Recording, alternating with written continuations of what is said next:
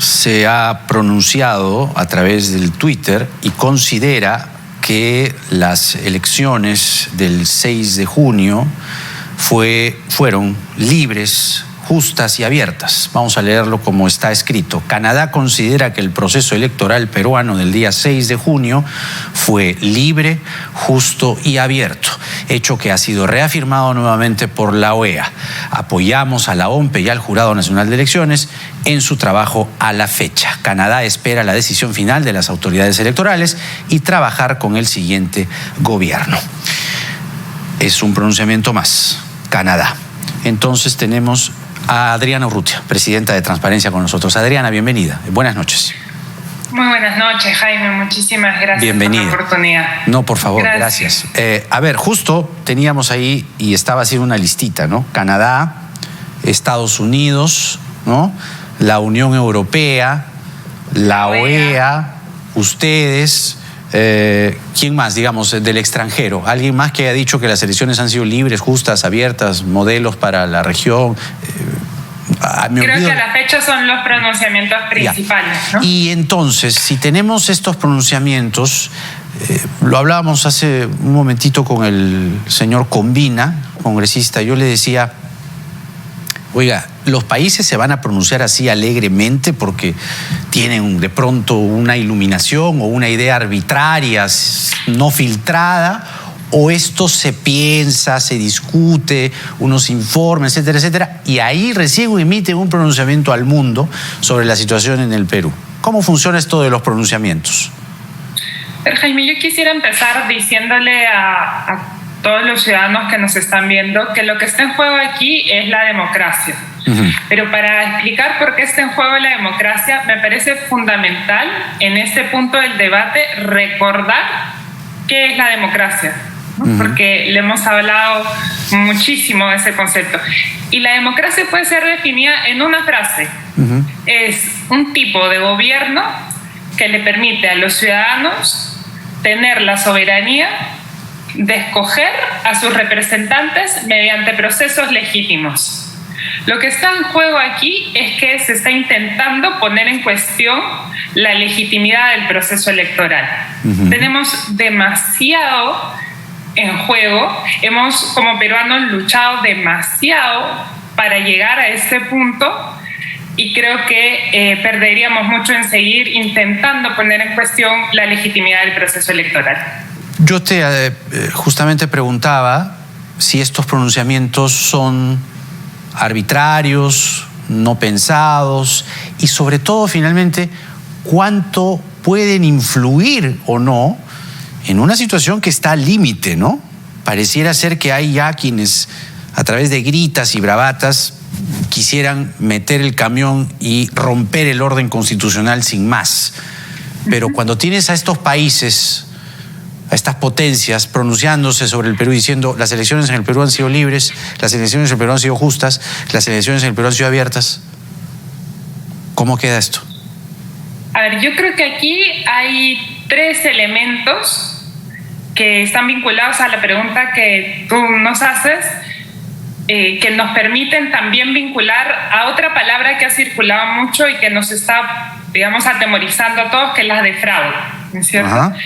La primera razón por la que no podemos hablar de fraude es porque la observación nacional, es decir, diferentes instituciones que hemos participado el 6 de junio en observar las elecciones, no hemos observado ningún indicio que nos permita hablar de fraude. Y no solo Transparencia como asociación civil y sus 1.400 voluntarios desplegados a nivel nacional, sino también estuvo presente la Defensoría del Pueblo, ¿no? Entre otras el Ministerio Público, entre otras instituciones, ¿no?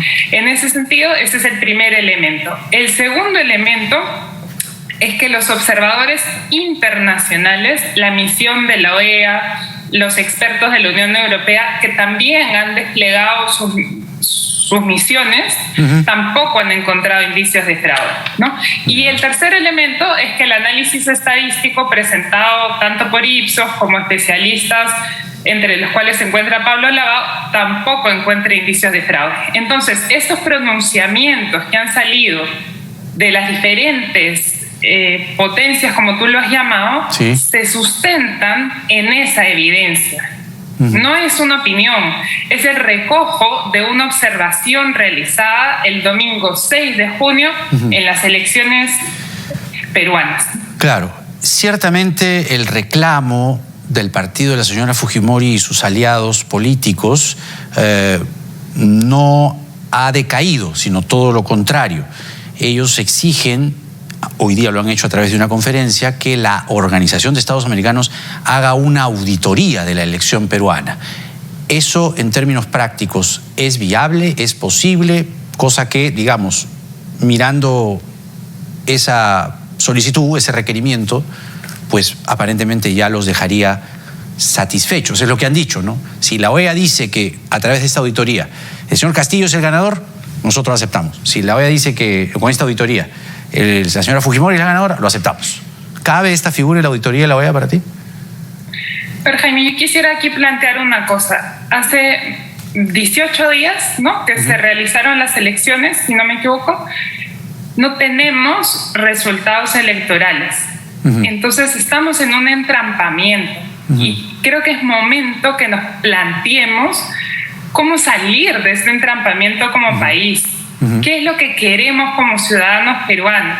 Entonces es necesario que contemplemos que nuestro proyecto en común es fortalecer nuestra democracia. ¿Y cómo la vamos a fortalecer? Entonces ahí hay un conjunto de acciones que como ciudadanos, como autoridades, como líderes políticos, como periodistas, tenemos que tomar, porque no estamos en un momento en que nuestra democracia está fortalecida.